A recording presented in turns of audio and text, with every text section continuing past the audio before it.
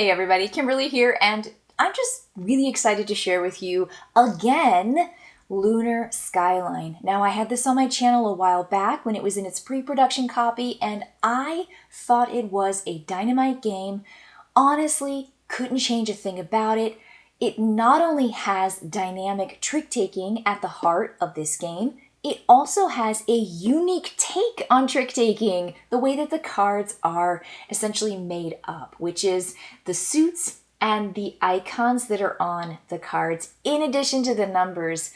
So this has so much lovely gameplay, and now I've got this deluxe edition. I want to show you what's in the deluxe edition, because not only do I have my copy, I've got a second copy, and this is shrinked. You can totally tell this is a game that is coming to you. You just need to essentially wait to the end of the video, and I'll tell you exactly how to enter. It is a free giveaway to the contiguous United States only, but I want to get your copy to you because I know you will fall in love with it the way that I have. And I want to show you what's in the box because my deluxe copy is really good. There are some dynamite elements and components here that just make this so replayable. So the very first thing is that you've got your cards. Your cards are made up of colors, which are your suits, 1 to 10, and there are 6 suits. And the reason you know is this card right here. It is so easy to keep track of what's in the game. You've got your colors, but guess what? Your colored suits have 2 different icons that are going to be on the card, always. And these are going to be the different icons. So players keep this card in front of them at all times, and they always know what the makeup of the cards are. So you play with a certain number of cards taken out for fewer players. But in a 5 to 6 player game, you play with everything. So you know that this green card is going to have a heart and a little cybernetic symbol. That's a human and a cybernetic symbol. That's going to be this one. You know your yellow cards are going to be a combination of the robotics and the cybernetics and so forth. You're going to see these cards all have, oh, it's a water and a lightning for reds. Oh, it's a leaf and a water for purples. And for blue, it's the heart and the leaf. That is the makeup for all of these cards. So you have this deck. You also have your aces, and this is where the cool comes in. So these are your super cool. They have the kind of foil cover because they're special. The aces are unique. They only have 1 symbol, and there's only 1 for each of the symbols. They do not have suits. There's no color associated with these cards. But aces can be high or they can be low when played, and it is a really cool strategic move when you are playing your ace card and how you're playing your ace card. So at the very beginning of the round, when you shuffle up the cards and deal out the number 2 players, you will have this building bid resources card. And again, it's super pretty. It's got that nice little foil cover. You are going to put this in your player area, and you are going to look at the cards in your hand, and you're going to pick one to face down while you wait for everyone to place theirs face down. Then you all flip them over at the same time, and you are bidding on how many tricks you think you are going to win. So in this case, I think I'm going to win 3 tricks. And not only that, I think I'm going to also win tricks that have the purple triangle, which is your cybernetics, and the red heart, which is the human symbol, as my tricks taken down here at the bottom, because I will get points for each one of those symbols that matches the one I picked. So it's a dual purpose. It is so clever. I think it is just the smartest thing. Plus the card comes out of your hand, and so you can't play that card as a card when you are engaging in each turn. So the next thing that's going to happen is you're going to start the game, and the player who has the highest bid on tricks they think they're going to take is going to start the game, and they're going to play a card down from their hand, and they're going to say, this is it, it's a lead card, and this points to the player who's playing it too, and now everyone has to follow, and they have to follow based on the icons. They can play a card that is the robot symbol, which is the square, or they can do the triangle, which is cybernetics. And the cool thing about that is green has the cybernetics, yellow has both, And then brown has the robotics. So there are 3 different possible suits that can follow.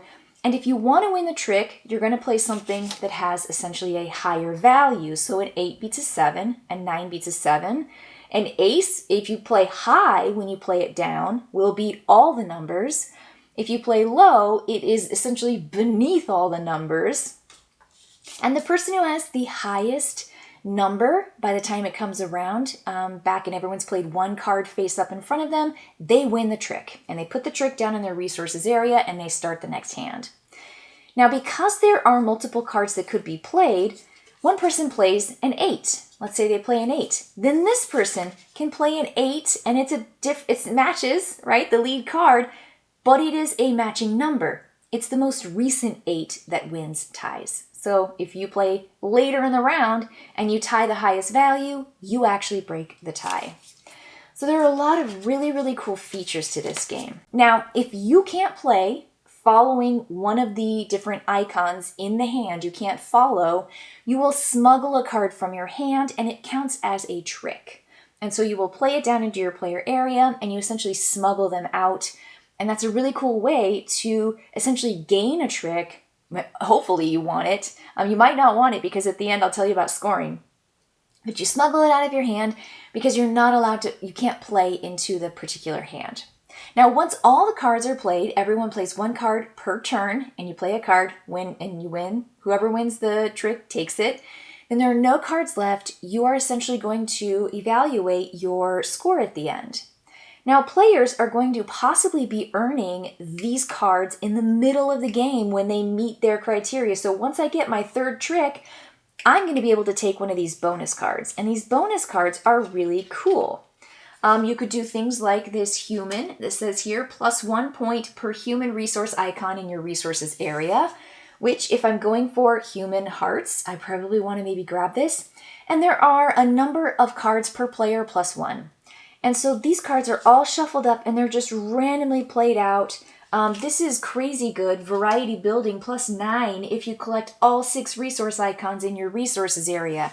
So you're essentially winning a lot of tricks in a variety of resources, essentially all of them. So these cards are just really, really cool. This is all about ace, smuggling aces into your resource area. 4 points. Even if you just get 1, that's still 4 points. So these are going to be up for grabs. If you meet your minimum bid, you essentially say I'm getting 3, you do.